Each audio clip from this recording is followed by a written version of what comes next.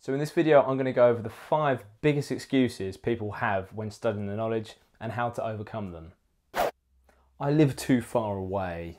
Now, within reason, so long as you can get to London within an appropriate sort of time scale, actually studying the knowledge and going into London to learn the knowledge is much like actually working as a cab driver. You know, you're going to have to make that commute if you want to work as a cab driver. So long as the distance is achievable, you know, my commute into central London where I'm picking up passengers is probably about an hour and a half. So long as that's achievable and, you know, right for you, you know, some people might enjoy a 4-hour commute each way. Whatever works for you, that doesn't make any difference to studying whatsoever. You could live right outside the examination test centre. That's not going to give you the slightest advantage whilst you are in having an oral appearance. You know, for instance, my final appearance, I was asked Nelson Square. Now, those of you studying the knowledge will know that Nelson Square, it's probably a stone's throw away from the actual examination centre on Blackfriars Road.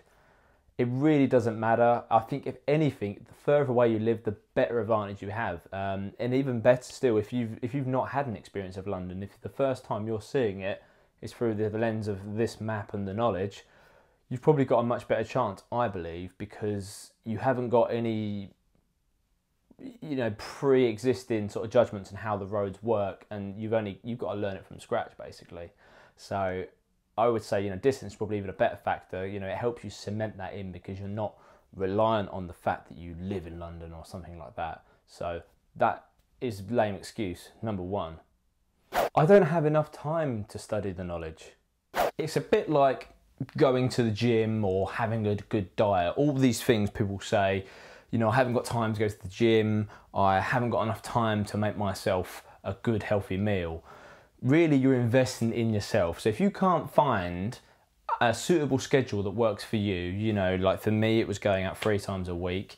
You know, you might find 2 times a week. Get up earlier, go to bed earlier, cut TV out of your life. There is always ways of finding time to get this into your schedule. If it's something you really want, really desire and really want to achieve, you will find the time. It doesn't matter what it is, you can soon shimmy your life around to make this work for you. You know, take a bit of a pay cut, whatever it may take if you really want to achieve this. You know, your time it's your life, arguably. I think if it's really lame excuse to say that if you don't have the time, you're almost saying I don't have control of my life. I can't find enough time in my life. So yes, for some people, granted it's going to be easier, but make compromises. If this is something you really want, you can find the time. It will take me far too long for me to study the knowledge and get my badge. The length of time it takes to do something really doesn't matter. I think, again, once you've got that clear what you want to achieve from it, it doesn't matter how long it takes. For me, it was about enjoying the journey, you know, getting to badge day. But in terms of the actual time, time's going to pass anyway. So if you say, oh, it's going to take me 3, 4, 5 years, that time is going to happen anyway. You can't stop time. You're still going to grow old whether you're doing the knowledge or not. So do you really want to be looking at yourself in 5 years' time thinking, oh, really should have studied harder. Maybe I should have started that. You know, the old saying is that the best time to plant a tree was 20 years ago. The second best time to plant a tree is now. Start now. Time's going to happen anyway. Enjoy the ride and you're going to get there. I have a really bad memory. I don't think I could remember London. I personally believe that you don't need an amazing memory to learn the knowledge. It's advantageous, but really the way that you remember things is by deep rooting it into your brain. So let me give you an example. If I said to you, never eat shredded wheat, you all know that's the way of remembering north, east, south, west on a compass.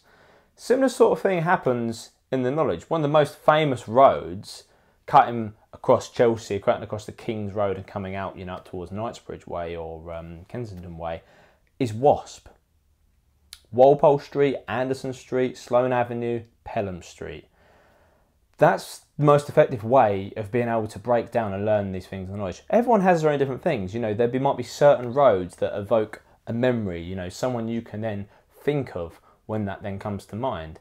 You know, so Fraser Street, interestingly, was asked in one of my appearances, but if you think of the TV show Fraser, you can then mentally put a nice visual link to that street. So if someone then says Fraser Street, you've already got kind of, it's a way of making your memory stronger because you're associating visual memory. If you can grab audible memory, put that in there. Make it really funny.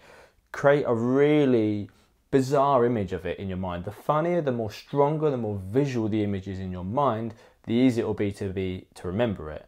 So I think when people say, I have a bad memory, they're pretty much saying, I can't be bothered to remember something properly. If you want to remember it, make it visual. I'm sure you can remember it.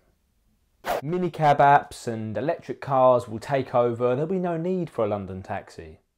So now this last excuse very nearly halted my knowledge progress.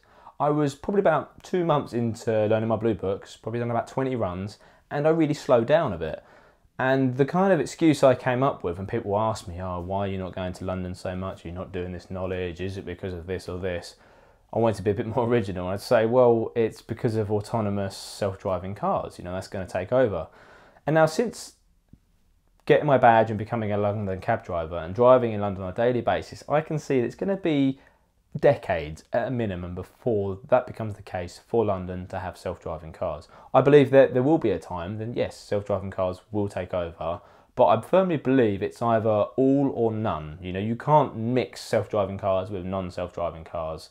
It's going to be one entirely or the other. A good example of this, if you look at, say, the cycle superhighway schemes or any sort of cycle lanes going through London. Now, most of them, they're trying to design to sort of segregate them from the traffic. Great idea, keeps cyclists safe, keeps, obviously, car drivers safe. The problem with it is it brings traffic to a near enough standstill. I think it's, so if they try and bring in something like self-driving cars, I think that's the kind of segregation they need to have because of the way that self-driving car, for it to have any real benefit, would need to do. Because I think if you bring in a self-driving car into London, it doesn't really have any other benefit than what a normal car does. But if they could make it all self-driving, then that's then going to make the roads a lot more efficient because it takes out that kind of human processing speed because the computer is obviously going to be able to process a lot quicker. I'm going off the point a little bit here. I could probably do a whole video about this forever. But in my opinion, you shouldn't really let something that could or might maybe happen put you off doing what you want to do. I'm not going to let something that could potentially happen, that might not potentially happen, hinder my career, my lifestyle and earnings. I believe you should definitely look at it on the horizon and think, you know, my job might not be safe for the next 10, 20 years. But with regards to actually going out and learning the knowledge, it's the same as going out your front door and saying, I don't really want to cross the road because I might get hit by a car. That possibility is going to exist, but you shouldn't ever let that kind of hold you down. So yes, be wary of it, think about it, but I enjoyed the knowledge process quite a lot. I enjoy the freedom that I now have. I don't think you should let something that isn't you know, 100% probable hold you back. There we go, guys. So that is my 5 top lame excuses as to why you wouldn't want to do the knowledge or some kind of studying. If you find value in these videos, please like them, subscribe. Any other videos you want to see, put them in the comments below and I'll put them up as soon as I can. Thanks.